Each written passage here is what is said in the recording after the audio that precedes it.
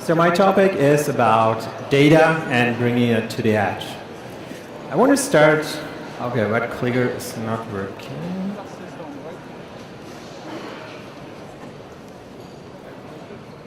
Here we go. So this one is working. I want to start with a little quote. Everything is connected. So who knows Dirk Gently? Hands up. Who knows Douglas Adams? Okay. So it's kind of prerequisite for this talk, but I guess we can make it. So it's a pretty funny show, by the way. So we are at Daho.am, and Daho.am is actually like a local event. And because everything is connected, it also connects to this topic, actually. So it's like decentralized, and like information exchange is very efficient because we are all here. We can connect to each other. And if you look at what we're having the local data on the edge, it's pretty much the same. It's just more about devices than humans, but same principles apply. So a little history from my side. I started like 20 years ago with Java and like Oracle and doing enterprisey stuff, using object relational mappers. And after that, like 10 years back, I thought like Android is a cool thing. So I switched to mobile. And I did some apps, but my real passion was like developing for developers. So I did some libraries. And one of those was like an ORM, but it's sitting on top of SQLite, because I just love objects more than SQL, and yeah. But doing this twice, so when I did my second ORM, I just noticed so many things that could be improved, like especially performance, but also some more features. And this is what I'm doing now with ObjectBox, and it's like an approach to do this better. Okay, let's start with the edge. What is the edge? It's nothing really new, right? So we had this kind of things before, just a little variation, and it's really about like the edge of the internet. So those devices at the edge of the internet, like mobile phones, and what we can do with them. And there are also like edge gateways, which we'll see more about. And these are actually something like servers living on the edge, so helping out a bit. And it's also about embracing locality. It's a good thing. So when you consider locality, you can actually provide better solutions than with centralized architectures.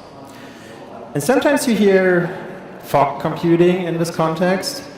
It's somewhat related. It is more about like the cloud getting a hierarchy, coming closer to you, to the edge.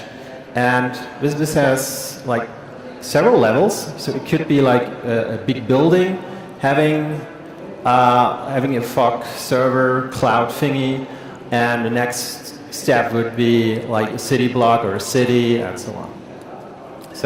But we don't focus on that at all. So when we talk about edge computing, there must be something wrong with the cloud, right? Not really. It's fine, it's just a little overused. So when you look at, for example, the IoT light bulb. So what happens here is you typically go to the cloud and send a command, switch it on.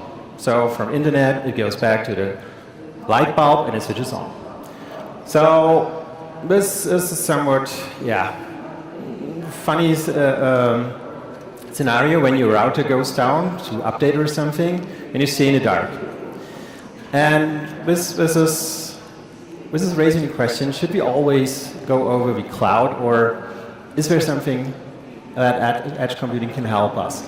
And most of you don't know Dirk Gently, so this is the Everbulb. It's always on when you touch it. And this is like a pretty good example of being autonomous from your central electricity network, right? And this is the same with edge computing. Also, the ultimate answer to life, universe, and everything is 42, if you know Douglas Adams. And if you look at the cloud, it's also the answer to the web, mobile, and IoT, right? But the real question here is, are we still asking the right question? And so is cloud like the universal answer? But actually the universal answer of IT people, of you guys, it depends, right? You get something asked, can we do it like this or this? When you say it depends. Because it's really complex stuff we're doing, and there are so many solutions to that. And it just depends on the use case. What are you trying to do, and so on. And this is also why we have to ask ourselves, is the cloud still the right solution? And we must say it depends. So, because there are advantages and disadvantages. Advantages, if you compare it to servers, where they're just great, you have redundancy, scalability, and if you go for a cloud provider, they're pretty good managed. So you have less downtime and so on. Also, it's still central computing. So your data is pretty consistent. Depends a little bit on the database you use. But in the end, you have like centralized data, single point where you process all the things, and it's easy to monitor and so on. And also, if you implement everything on your cloud server, you just implement it once. You have dozens of clients, can be different platforms, and they just have to, you just have to give an API, and this is pretty simple. So you can implement a lot in the cloud. But it also comes with some disadvantages. So the cloud is basically central everything. So it's controlled by big companies, and once there's if you ever get hacked, there's some stupid mistake you make, it's like one breach, but millions of users are affected. And also it raises the questions like who owns the data? Like this is safe with companies and private people. And also there's dependency on the network. So if your network connection goes down, like all your clients can do nothing. And also there's latency. And finally, and very importantly, it's about the costs. And I come back to this a little later. So latency. Nobody likes to wait, right?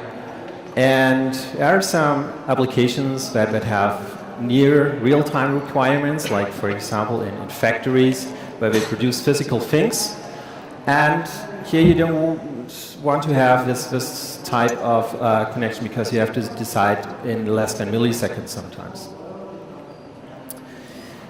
So cloud costs are a big thing. So when you look at some apps, I have an example. So it's a medium-sized app with a couple of users, like 150K monthly users, which is not too bad, but not super big. And even here, there was like a lot of work going into optimizing how we interact with the cloud. On the cloud alone, there are 3 caching layers just to make like the interaction of the cloud with the data store and so on more efficient. And still, it is like in the range of $400 or $500 per month. And this wouldn't be affordable if there wouldn't be so many caches in place. And what comes on top of that, also like the app has some logic like conditional gets. It really checks pretty intelligently, is the data still up to date? I just sent you a hash, and the server responds, no, it's fine, you don't need my new data. So, yeah. And if you look at big apps, so it's not unusual that they spend a lot more, like 100K per year. And if you look at the IoT space, I also have some interesting numbers. So we were talking to a CTO of a company, and it was just for a single application. And but it's because it's IoT space, there's a lot of sensor data going on, and also they decided quickly on to have a key value cache in between, because like the cloud costs are rising like crazy, and it's still like multiple 100,000 euros per month, not per year, but per month. So this is reaching an actual scale where it really hurts, and where it really becomes a problem. And with those kind of costs, it's really hard to have a profitable product. So, if you look at history a little bit, history has the tendency to repeat itself a little bit. There were some mainframes, and those were like expensive things, and people could like submit jobs, like Lochkarten or whatever, to those things, and they come back at some point with a response. But those things, those jobs move to the desktop, and let's say this could happen happen again. And what happens is that those jobs that like the cloud is currently doing can move to the edge. So, how do we utilize the edge? So while you wait for the cloud to answer, what is happening with your device?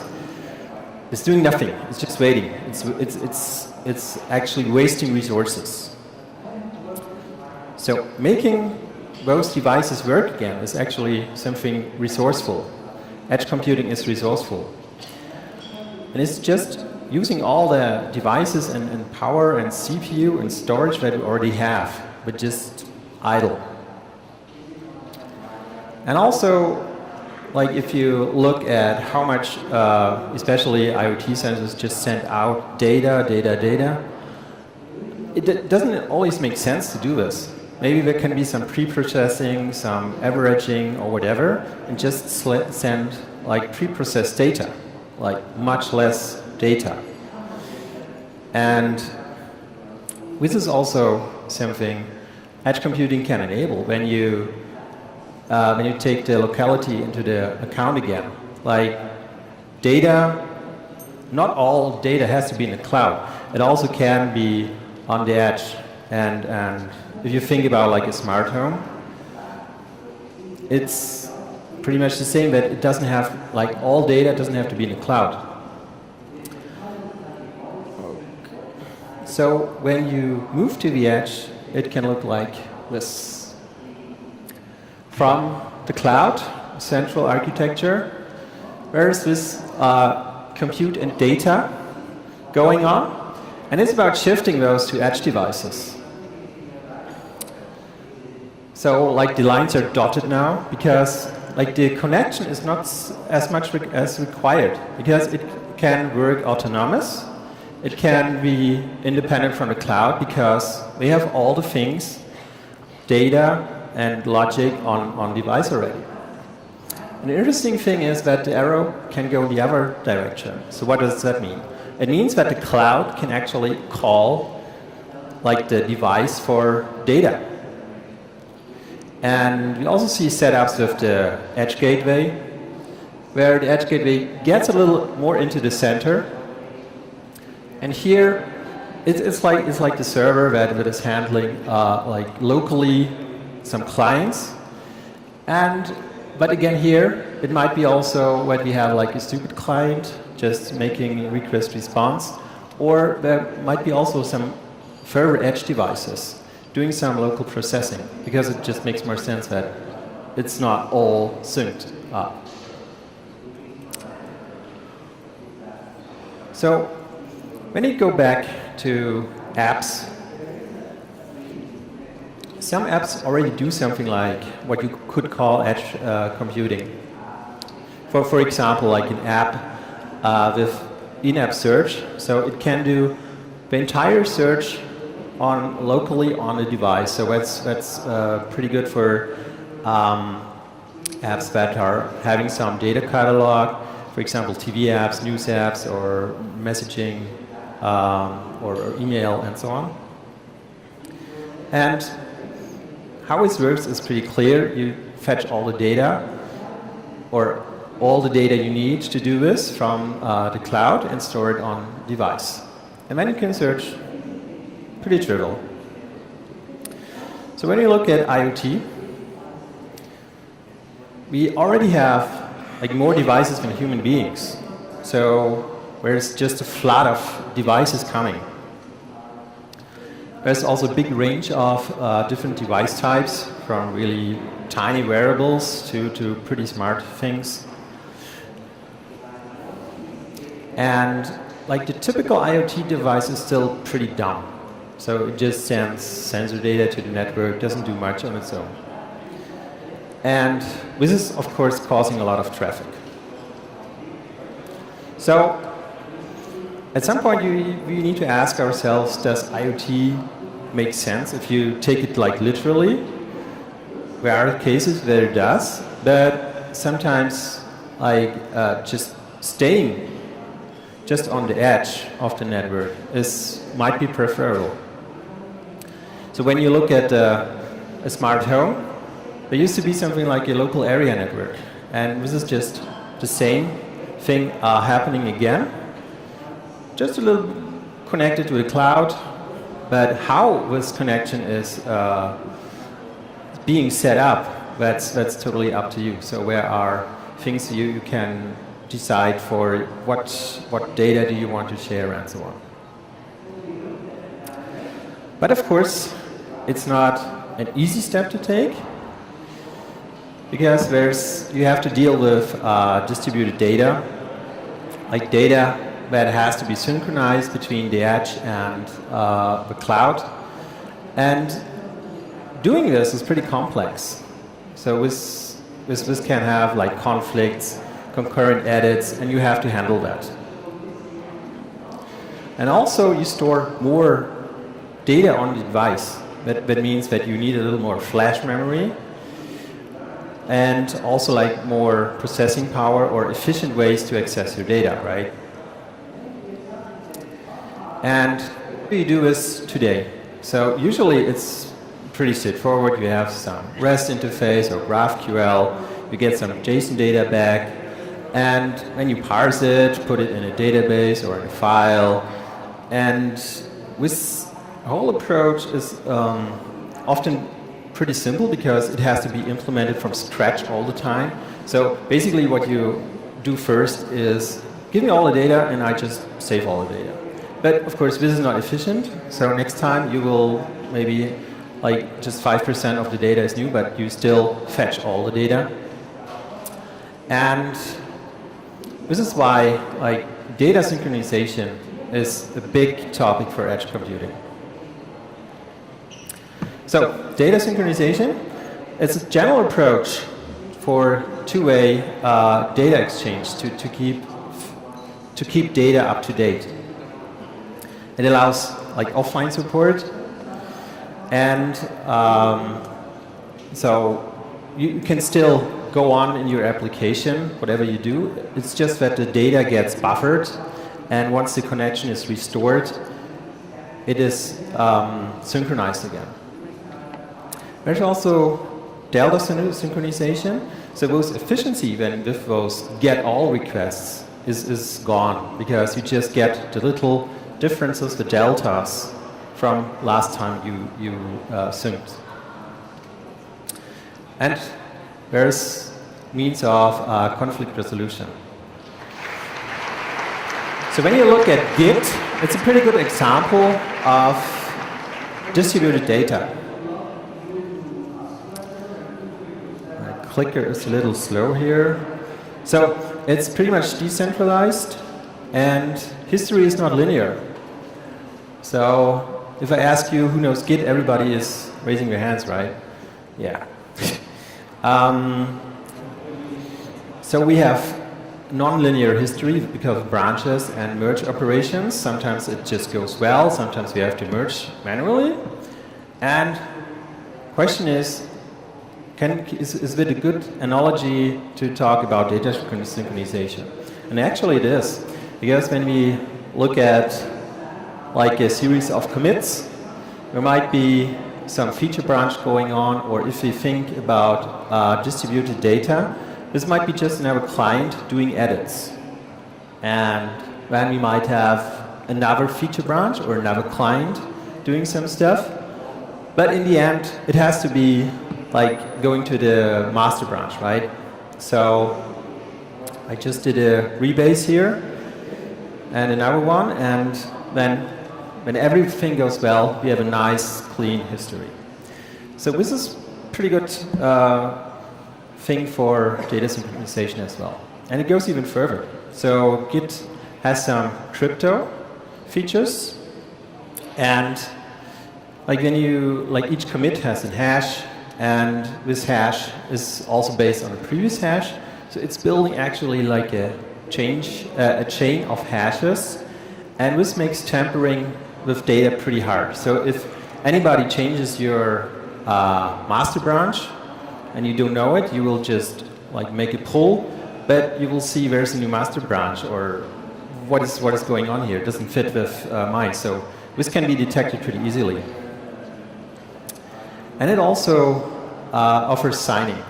So this is great if you want to assure that this commit is actually coming from author X, because everybody could pretend it is author X. But with signing, it is really a cryptographic proof that it is.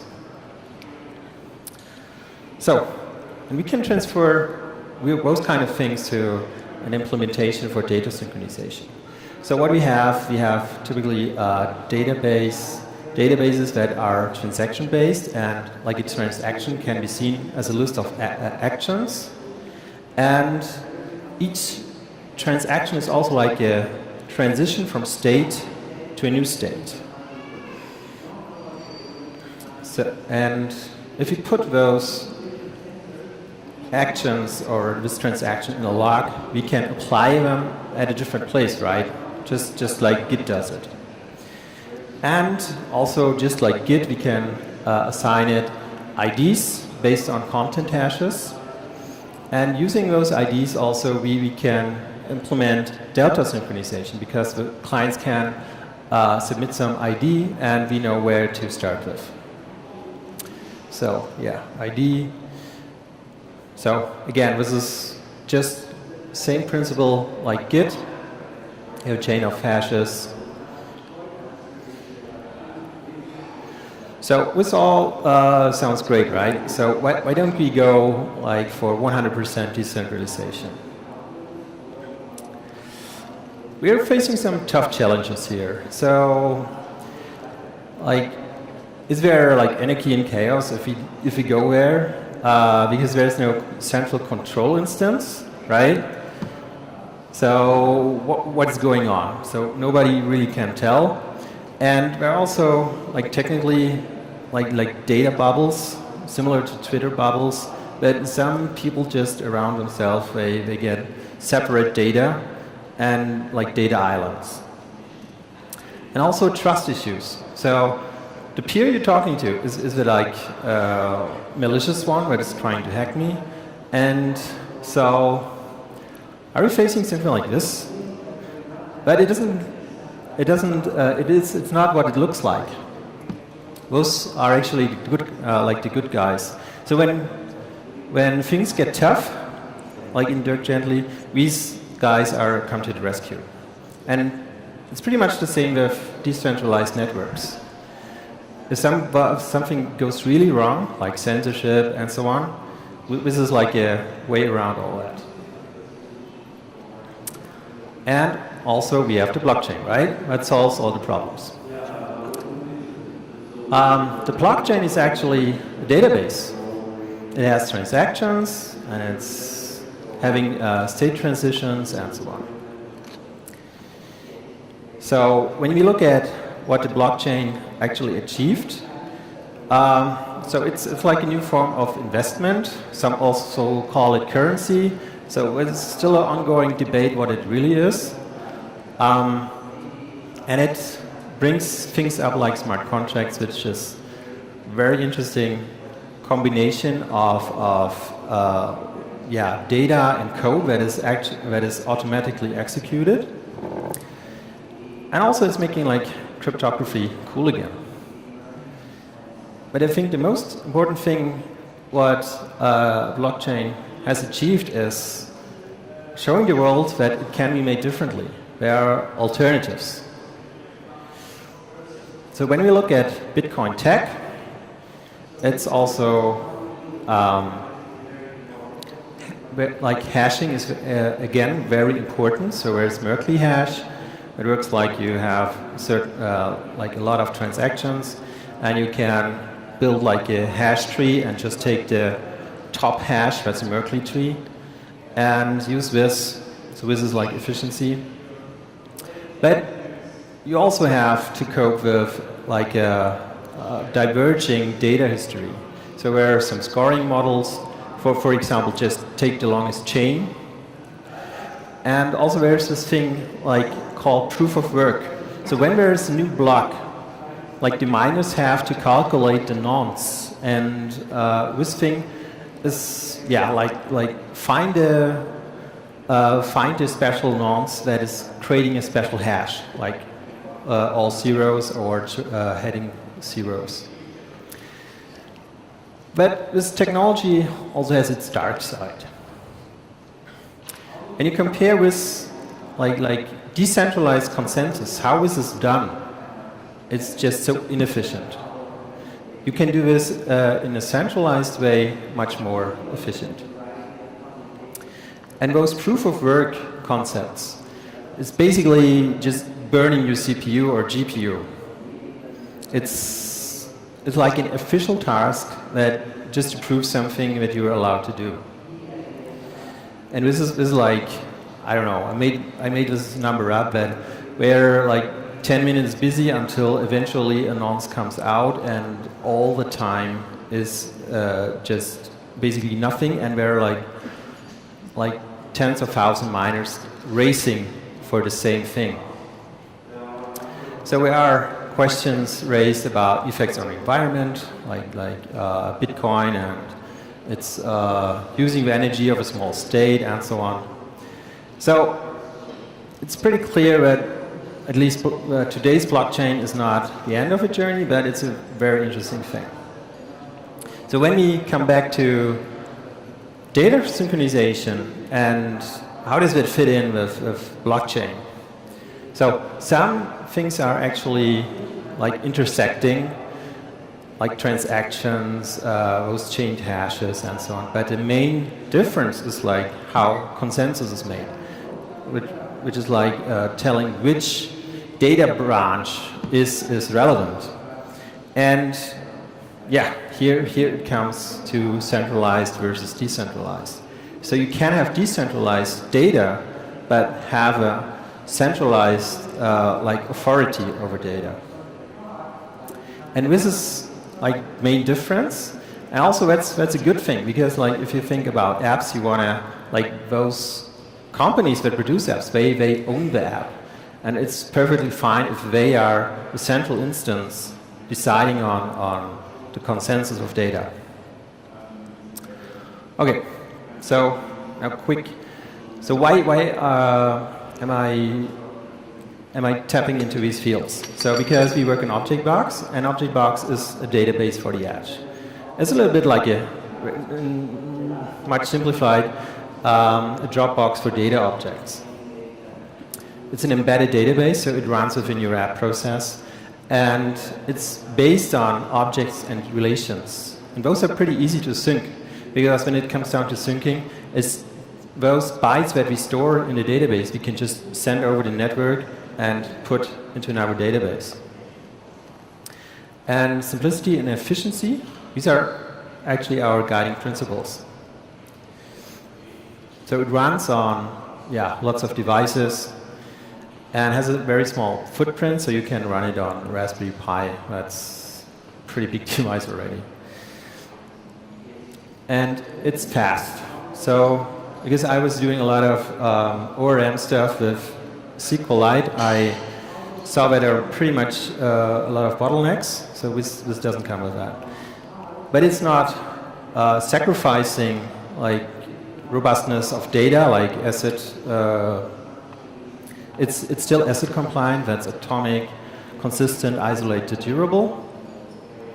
And ObjectBox is really about like not having to transfer some or doing transformation. No breakage with SQL or JSON. It's just objects all the way through.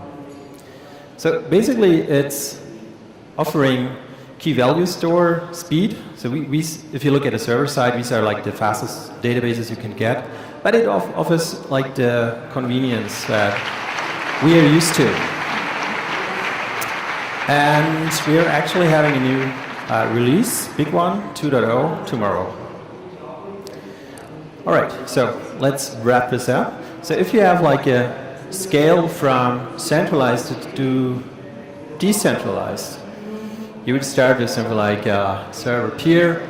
Like the cloud is a little more decentralized because clusters, and there can be like multiple data zones and so on. And in the middle we have the edge.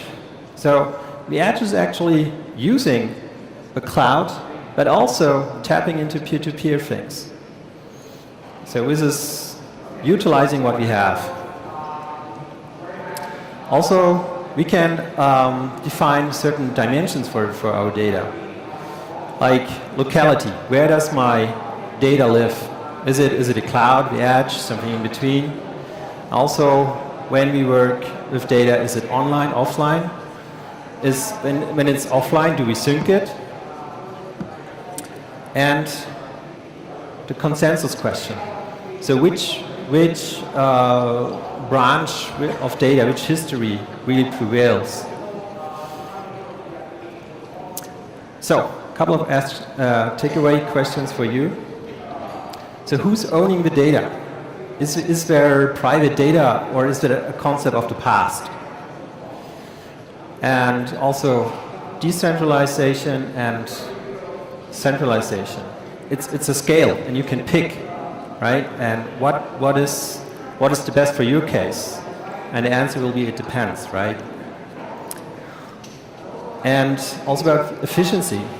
So, yeah, we're doing like the Slack app on what you download. It's using a gigabyte of memory, and like efficiency seems to be a little lost virtue. But if we hold on for a second and think about efficiency, maybe it can save you costs. Okay, that's it from my side. Thank you.